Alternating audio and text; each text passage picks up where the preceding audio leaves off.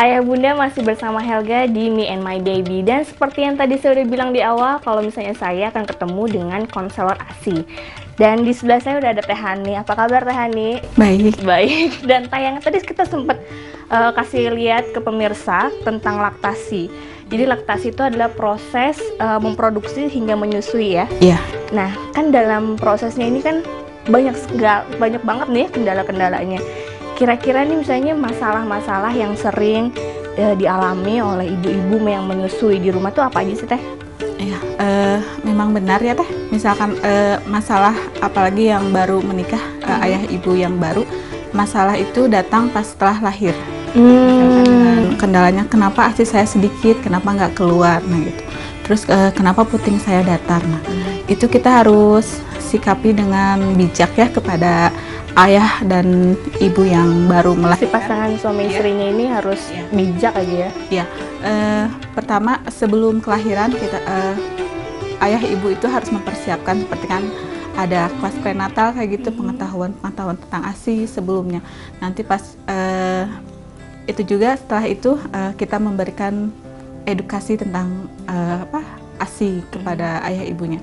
Sebenarnya dari pemberian ASI itu tidak ada masalah kalau misalkan bundanya pintar untuk memberi ASI kepada bayinya, misalkan dari perlekatannya, terus proses pemberian ASInya harus gimana?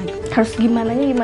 Karena yang tadi Teh Hani bilang kan sempat kayak misalnya dadanya rata, putingnya rata ya, putingnya rata. Itu kan kayaknya bentuk-bentuk fisik yang agak mempersulit si ibu ya untuk ngasih. Nah itu kendalanya biasanya apa sih yang nyebabin si putingnya rata itu? Sebenarnya untuk puting itu kan banyak bentuknya Teh ya, ada yang datar, ada yang menonjol, juga ada yang tenggelam.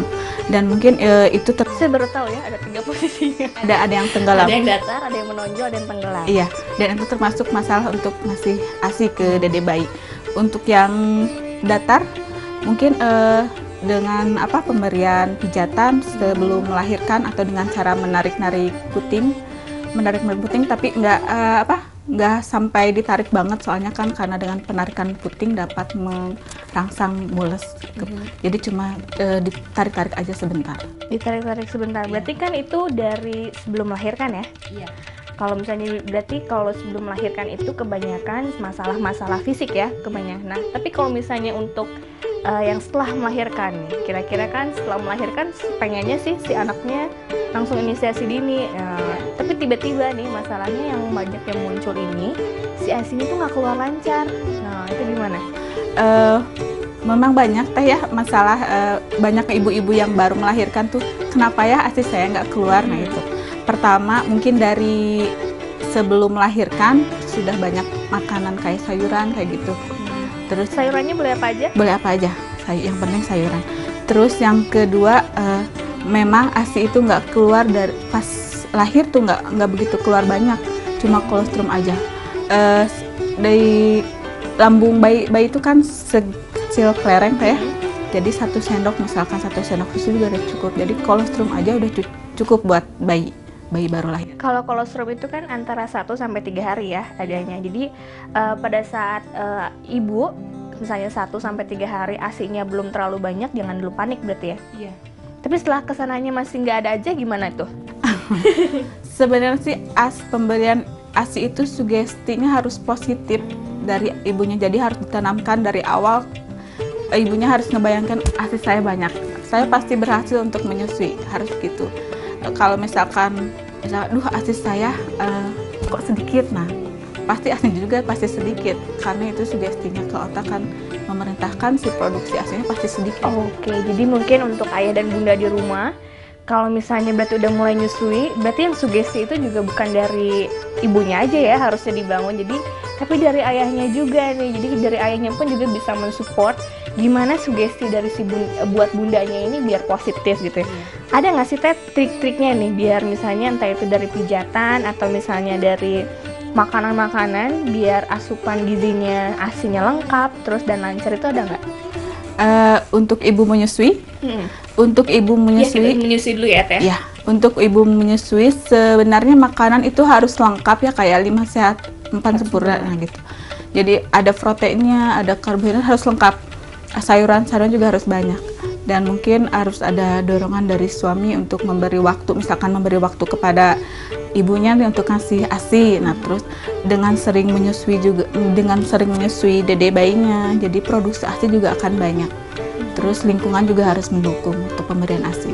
Nah, kalau misalnya pijitan nih, kira-kira misalnya pada saat ada mungkin ada cara-cara ya, langkah-langkah misalnya agar si ibunya, kadang kan si payudaranya itu entah itu bengkak ya, entah itu bengkak atau misalnya ada masalah-masalah lain gitu di balik yang lain-lainnya, itu ada nggak sih tips pemijatannya, itu ada nggak?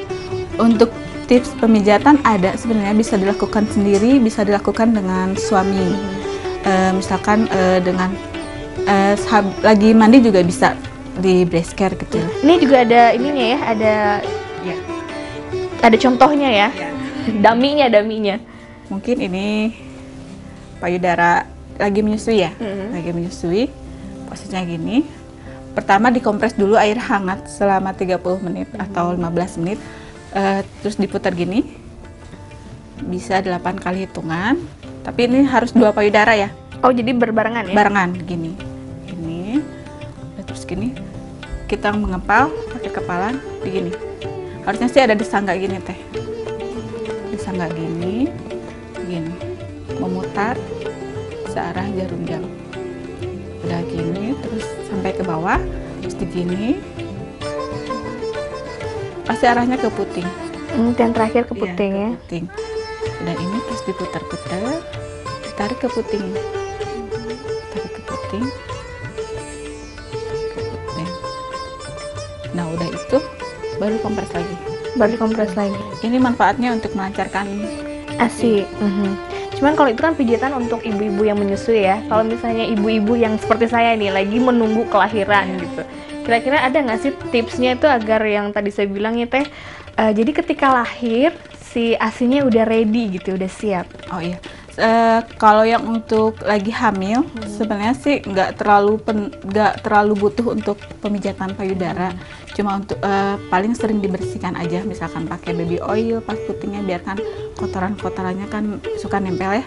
Itu yang bikin penyumbatan ASI. Jadi harus sering dibersihin aja. Iya, sama paling pijitan lembut aja. Gitu. Pijitan lembut. Nah, itu kan triknya nih ya. Kalau misalnya banyak juga yang namanya mitos-mitosnya ya. Yang namanya mitos-mitos ini kan udah banyak yang berkembangnya nih. Kalau dari istilahnya orang tua dulu, kalau misalnya makan yang manis, ntar ASInya juga manis.